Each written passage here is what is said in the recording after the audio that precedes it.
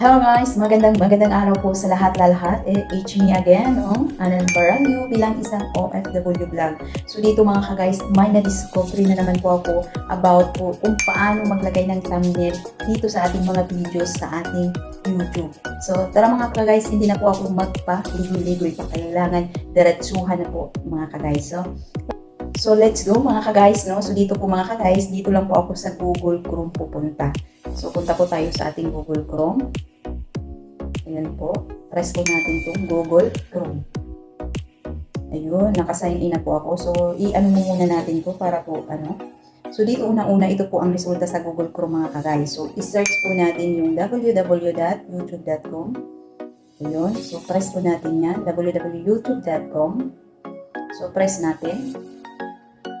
So, ganun po ang resulta mga ka-guys. So, makikita nyo po yan dyan sa taas. Meron pong tatlong guhit, tatlong tuldok. So, press po natin yan.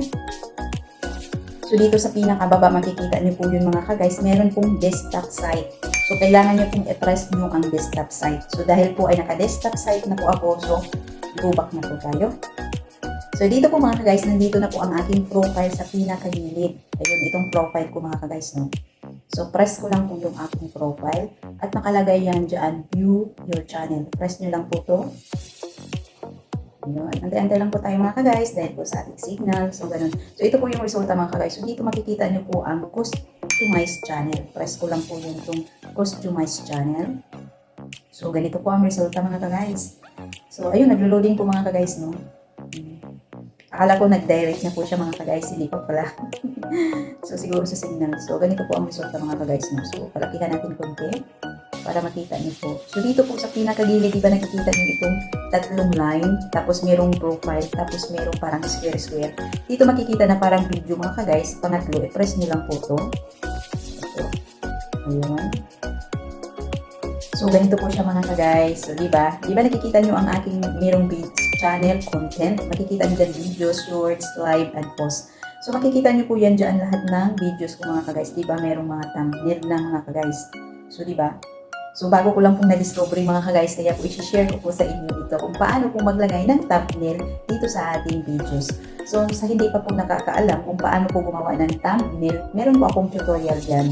Ayan, pwede nyo rin pong panoorin. So, diretso po tayo mga ka-guys. So, for example po, itong unang-una yung happy birthday na. So, happy birthday. Try po natin to. Dahil po meron po, so tatanggalin ko muna at ipapakita ko po sa inyo kung paano po maglagay. So, dito po mga ka-guys, so makikita niyo po pinakaunang-una. Diba? Video details, birthday simple celebration, tell about your video. Hindi ko po nilagyan. Itong thumbnail po. So, dito po, press po natin itong thumbnail. Bilis na. So, dahil po may thumbnail siya mga ka-guys, download. So, change thumbnail. Sa inyo po dyan mga ka-guys, upload thumbnail po. Dahil po meron pong thumbnail dito, kaya i-change thumbnail ko po. So, punta po tayo sa my files.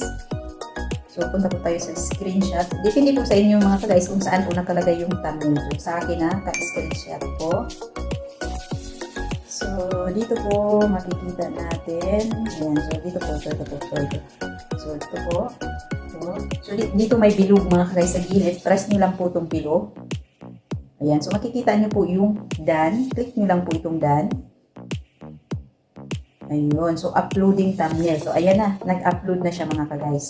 Ganun po yan siya mga ka-guys. Pagkatapos nyan mga ka-guys, makikita nyo sa taas yung save. Itong save na to. So, makikita nyo. Undo changes and save. So, itong save nyo po mga ka-guys, i-press nyo po itong save. Ayun. So, di ba mga ka-guys? So, makikita nyo po mga ka-guys, nakasave na po siya dito mga ka-guys. So, nakalagay dyan sa baba, save changes. So, ganun lang po kadali mga ka-guys, maglagay ng thumbnail dito sa ating YouTube mga ka-guys. Dahil po napakaganda tingnan po mga ka-guys kapag once magsisearch yung mga tao sa ating profile at makikita lahat doon yung front side, di ba? Makikita doon lahat na napakaganda ang inyong mga thumbnail at maiinggan nyo yung mga tao na manood sa inyong mga videos or mapaklik ang mga tao kapag once nakita nyo na maganda tingnan ang inyong thumbnail. So, ganun lang po kasimple mga ka-guys kung paano mag-upload YouTube. So mga ka-guys, kung nagustuhan niyo po ang aking content na ito, huwag pong kalimutan subscribe ng YouTube channel at i-click po ng notification bell para updated po kayo sa susunod po mga videos. At kung nagustuhan niyo ang aking video, huwag pong kalimutan like at pakishare na lang po mga ka-guys para po malalaman ng inyong mga kaibigan. At huwag kalimutan, comment down po para malalaman ko po kung ano po masasabi niyo sa aking content. So, hanggang dito na lang po. Maraming salamat po and God bless sa lahat. Have a nice day to everyone. Bye-bye!